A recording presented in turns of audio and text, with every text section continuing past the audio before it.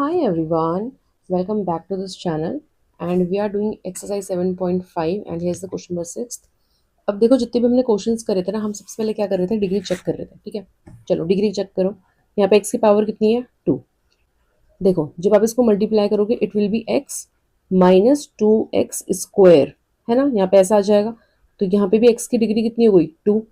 तो हमने क्या डिस्कस करा था कि जो न्यूमरेटर में x होगा उसकी डिग्री लेस देन होनी चाहिए, किससे, डिनोमिनेटर के x से।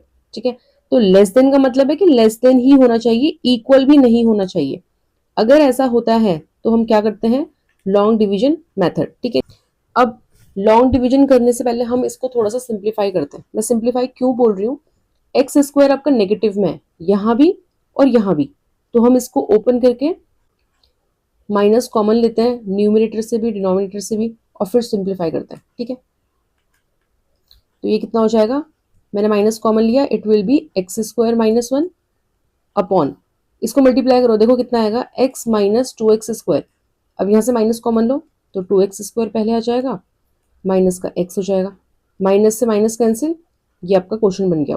ठीक है, डिवाइड करने से पहले मैं आपको थोड़ा सा बेसिक समझा रही हूँ, ठीक है, जिसको नहीं पता है।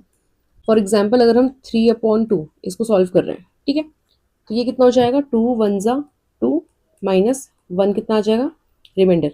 फिर आप क्या करते हो, इसको मिक्स फ्रैक्शन में लिखते हो, इसको हम लिखते हैं ऊपर और इस वाले 2 को हम लिखते हैं नीचे। ठीक है, मुझे पता है, ये सबको पता है बेसिक। ठीक है, इतना सबको आता है।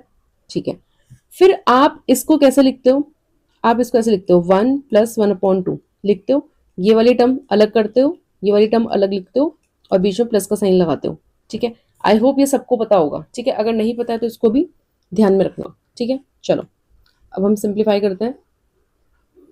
Now by long division method क्या करेंगे हम, आप यहाँ पे लिखोगे 2x² माइनस x, और यहाँ पे कितना आ जाएगा, x² माइनस 1।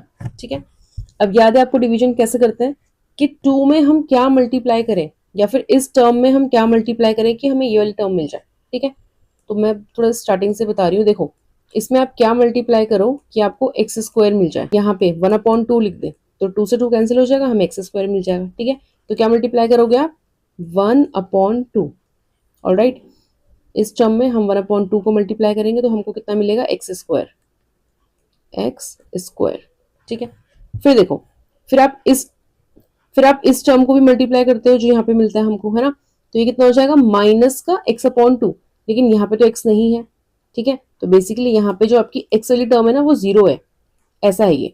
ठीक है, तो इसको मैं सेपरेट लिख रही हूँ। ठीक है, देखो आप चाहो तो सेपरेट लिख लो या फिर आप यहीं पे इसको स्टैंडर्ड फॉर्म में ना ऐसे लिख सकते हो और फिर सिंप्लीफाई करो। ठीक है, तो जैसे भी आपको कन्वीनियंट लग रहा है, लेकिन मुझे लगता है कि 12th क्लास में है तो इतना तो आपको आना चाहिए। ठीक है, तो मैं इसको सेपरेट करके लिख रही हूँ, मैं इसको अलग से लिख रही हूँ, माइनस में x/2।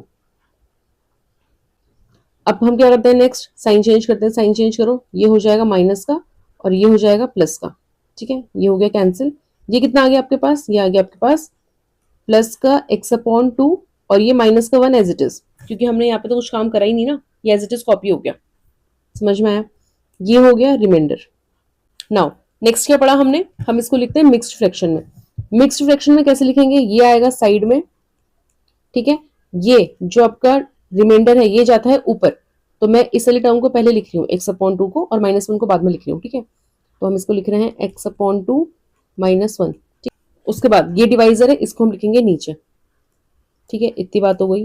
फिर हमने क्या सीखा था कि अगर कोई इस फॉर्म में है तो हम क्या करते हैं, इसको अलग लिखते हैं, इसको अलग लिखते हैं और बीच में प्लस लगा देते हैं। ठीक है, सेम वही कंसेप्ट यहाँ पे, इसको आप कैसे लिखोगे, आप इसको लिखोगे 1/2 प्लस ये न्यूमरेटर ये डिनोमिनेटर, साथ साथ इसको सिंप्लीफाई भी करो, x-2 एंड होल अपॉन में 2।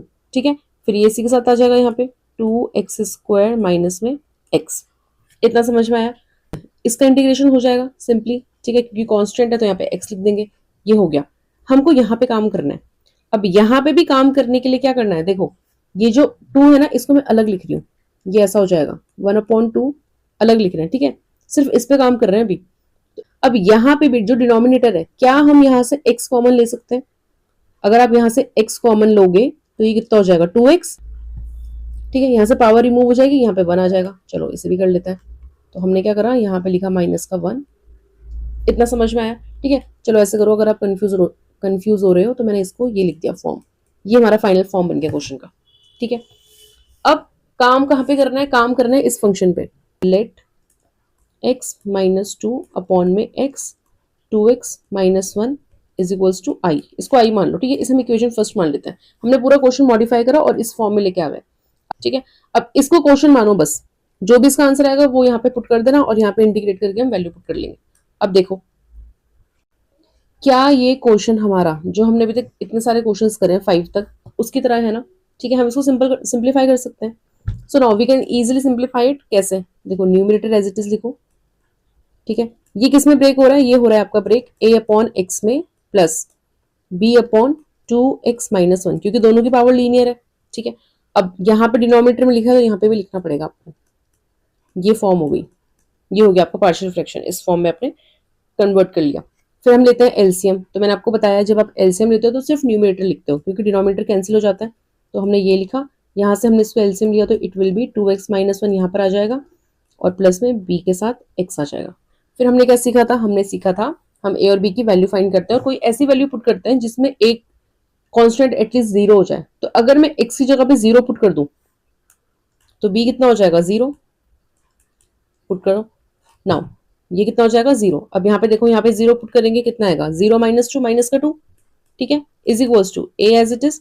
ये कितना हो गया? 0, सिर्फ माइनस 1 बचेगा, माइनस से माइनस कैंसिल, a की वैल्यू कितनी आ गई? 2। समझ में आया? तो हम यहाँ पे लिख रहे हैं a इज इक्वल्स टू 2। ये a की वैल्यू आ गई। इतना क्लियर है? ठीक है, अब b हमें फाइंड करना है। अब आप कुछ भी पुट कर लो, ठीक है, कोई दिक्कत नहीं है। हम 1 पुट कर लेते हैं। तो देखो यहाँ पे कितना आ जाएगा? 1 माइनस 2, ये कितना हो गया? माइनस का 1 इज इक्वल्स टू, यहाँ पे 1 पुट करो, ये कितना आएगा? 2 1 जा 2 एंड माइनस 1, तो 2 माइनस 1 कितना हो जाएगा? 1। दैट मीन्स यहाँ पे सिर्फ a आएगा, प्लस x की जगह पे 1 पुट करोगे तो सिर्फ b आपको मिलेगा। नाउ a की जगह पे क्या आ जाएगा? 2। इस 2 को इधर भेजो, ये कितना हो जाएगा? माइनस 1 माइनस 2, दैट मीन्स कितना आ जाएगा? माइनस का 3। क्लियर हुआ? ठीक है, ये कैलकुलेशन आप रफ में कर सकते हो, आप डायरेक्ट आंसर लिखो। ठीक है, बट कैलकुलेशन ध्यान से करना। ये हमारे पास वैल्यू आ गई। फिर हम क्या करते हैं? हम फिर ये वाली वैल्यूज यहाँ पुट करते हैं। तो यहाँ पे कितना आ जाएगा? a upon x. ए की वैल्यू कितनी है? 2। तो हम लिखेंगे 2 अपॉन में x, क्योंकि हम इंटीग्रेट कर रहे हैं। आप इसको ऐसे करो, कॉन्स्टेंट है ना, बाहर लिख लो, 2 एंड 1 अपॉन एक्स dx।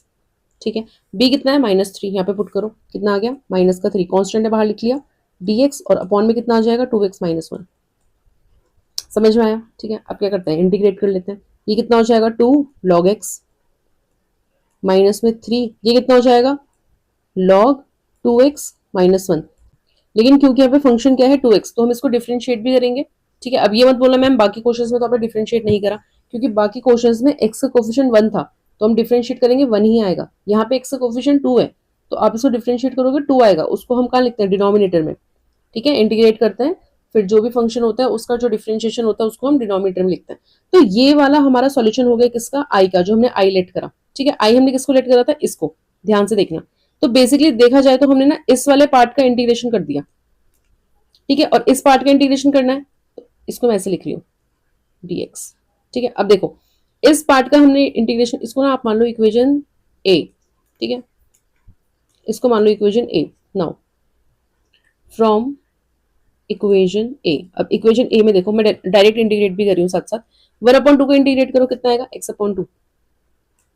ठीक है, प्लस ये 1/2 बाहर है, इसको हमने यहीं पर रखा है, और ये जो अंदर है ब्रैकेट में, इसका हमने इंटीग्रेशन करा, जो कि हमको ये मिला है, दिस इक्वेशन। तो यहाँ पे पुट कर दो, कितना आ जाएगा? 2 log x minus 3/2 log 2x minus 1। That's it. अब सिंप्लीफाई कर लेते हैं। ये कितना हो जाएगा? x/2 as it is, plus इसको मल्टीप्लाई करो इस टर्म से, 2 से 2 कैंसिल हो जाएगा, कितना मिलेगा आपको? log x माइनस, यहाँ मल्टीप्लाई करोगे it will be 3⁴ and then log 2x minus 1। ठीक है, चलो आई होप आपको ये क्वेश्चन समझ में आया होगा। ठीक है, तो जिस भी क्वेश्चन में आपकी डिग्री सेम है या डिग्री ग्रेटर है न्यूमरेटर में, वो क्वेश्चन आपने इस तरीके से करना है। ठीक है,